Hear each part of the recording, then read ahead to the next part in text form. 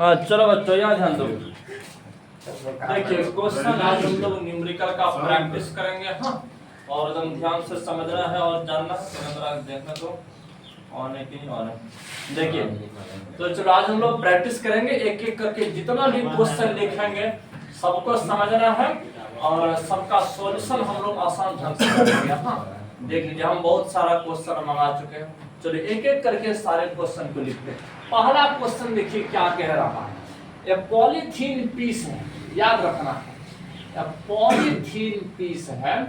देखिए एक पॉलीथीन का टुकड़ा है, पॉलीथीन पीस रब्ड, देखिए जिसको रगड़ा गया है विथ वूल, किसके साथ?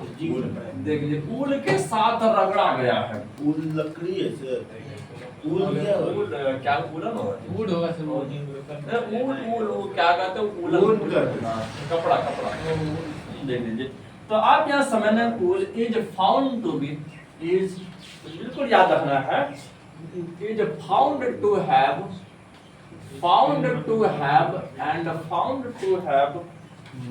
a negative charge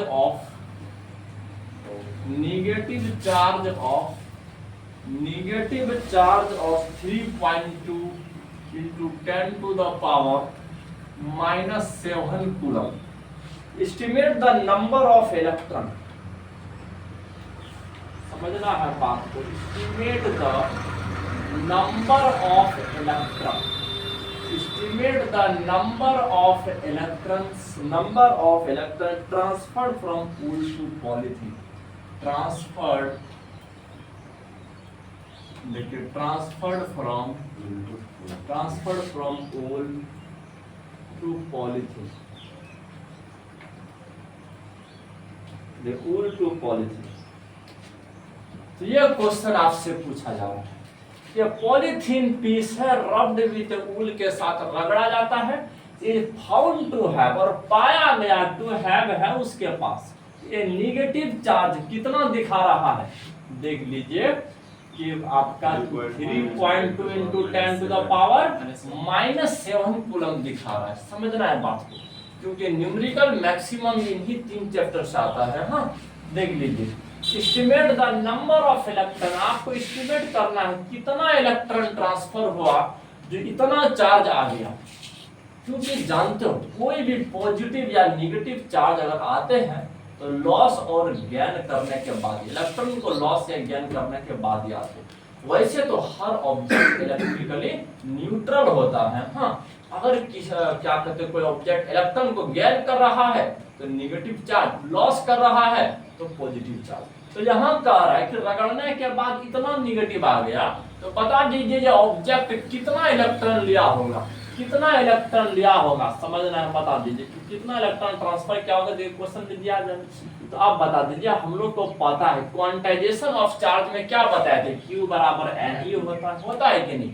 जितना भी चार्ज होता है वो इलेक्ट्रॉन के चार्ज का ही गुणनफल होता है। क्या होता है? इलेक्ट्रॉन के चार्ज का गुणनफल होता है। यहाँ पर चार्ज का वैल्यू आपके पास दिया गया है -3.2 into 10 to the power -7 बराबर नंबर ऑफ इलेक्ट्रॉन निकालना है। इलेक्ट्रॉन पर चार्ज कितना होता है? -1.6 into 10 to the power -19 होता है। तो माइनस को दुनिया से रिहा कर दो। तो अब इसके बाद देख लीजिए तो 3.2 into 10 to the power -7 बट्टा इधर वाला इधर आएगा तो यहाँ गुना में है तो भाग में चले जाएगा। 1.2 into 10 to the power -19 हो गया। 16 दूना 32 होता है। देख लीजिए अगर इसको काटाओगे तो कितना हो जाएगा? 12 7 19 -12 हो जाएगा, ऊपर जाएगा तो प्लस में हो जाएगा। देख लीजिए इसीलिए n बराबर 2 into 10 to the power 12 electron transfer हुआ है इस चार्ज को प्राप्त करने के लिए। हाँ बिल्कुल याद रखना, इसी क्वेश्चन बहुत इजी आता है एग्जाम में, इसीलिए डरना एकदम नहीं है बच्चों। लोग लग गया स्क्रीन का आपने स्क्रीन का 7890 7890 खुल गया। देखिए अब इसके बाद अगला क्वेश्चन देखिए क्या कह रहा है। तो बात को समझना है। देखिए अगला क्वेश्चन आपके पास है, इफ ए चार्ज, देखिए इफ ए चार्ज, देखिए इफ ए चार्ज क्यू, बात को समझ, if A charge Q is placed, अगर कोई चार्ज क्यू है जिसे रखा गया है placed at the centre of an imaginary Q, देख लीजिए at the centre, at the centre of, at the center of an, at the center of an imaginary cube, देखिए इमेजिनरी एक काल्पनिक वाला घन है, समझ में, इमेजिनरी क्यूब के सेंटर पर रखा गया है। What is the total electric flux, अब हमसे पूछ रहा है what is the total, what is the total electric flux, what is the total electric flux passing through any single phase of the cube, देख लीजिए passing through जो जा रहा है कि through a single phase, through a single phase of the cube, देख लीजिए question ये कह रहा है। तो अब बता दीजिए यहाँ क्या होगा, if A charge Q is placed, इसमें देखिए इसमें ऑप्शन भी दिया गया है, पहला ऑप्शन है आपका क्यू बाय एप्सिलॉन नॉट होगा, दूसरा ऑप्शन कह रहा है क्यू बाय 6 एप्सिलॉन नॉट होगा, तीसरा ऑप्शन कह रहा है क्यू बाय 4 एप्सिलॉन नॉट होगा, और चौथा ऑप्शन कह रहा है 0 होगा।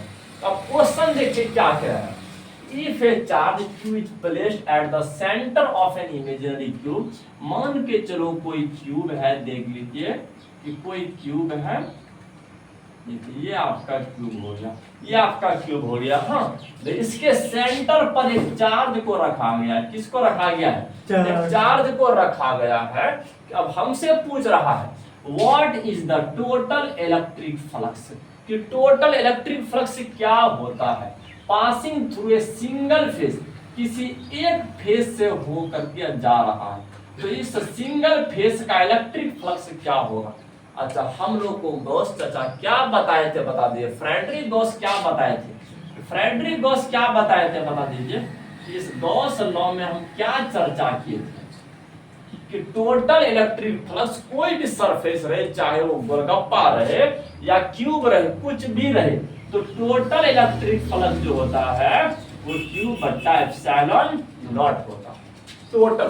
देखिए इसका मतलब ये जो इलेक्ट्रिक फ्लक्स है और इस क्यूब में कितना फेस होता है, 1 2 3 4 5 6 है ना रे, 6 फेस होता है, इसमें किसी एक फेस का निकालना है, 6 फेस मिल करके इतना बना रहा है, तो बता दीजिए कि सिंगल फेस का कितना होगा। देख लीजिए सिंगल फेस का कितना होगा, बता दीजिए। सिंगल फेस का 1/6 से गुना कर दोगे कि नहीं, देख लीजिए क्यू बट्टा एप्सिलॉन नॉट। देख लीजिए इस प्रकार का छोटा छोटा क्वेश्चन एग्जाम हॉल में आते हैं और थोड़ा सा समझ करके मारोगे, कुछ भी क्या कहते हैं इम्पॉसिबल नहीं है।